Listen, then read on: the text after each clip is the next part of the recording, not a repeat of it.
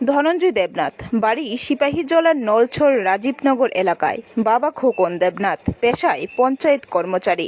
ধনঞ্জয় মাধ্যমিক পরীক্ষা দেবার পর ভালো ফলাফলের জন্য উদয়পুর বিবেকানন্দ বিদ্যাপীঠ স্কুলে ভর্তি হয় একাদশ শ্রেণীতে।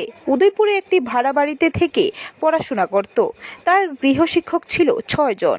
প্রতিদিন 8 থেকে 9 ঘন্টা পড়াশোনা করত।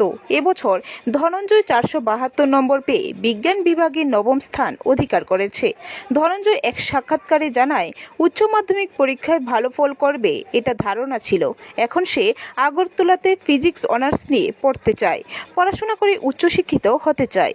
ধনঞ্জয় আগামীতে শিক্ষকতা কাজে নিজেকে নিয়োজিত করতে চায়। কারণ হিসেবে বলে, শিক্ষক হলো সমাজের কারিগর, সমাজকে এগিয়ে নিয়ে যেতে পারে শিক্ষকরা, তাই সে শিক্ষক হতে চায়।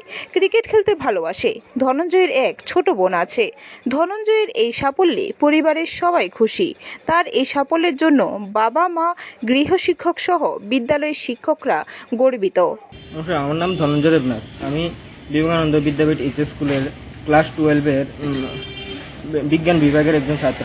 আমি 2023-24 শিক্ষাবর্ষে উচ্চ মাধ্যমিক পরীক্ষায় 472 নম্বর পেয়ে নবম স্থান অধিকার করেছি।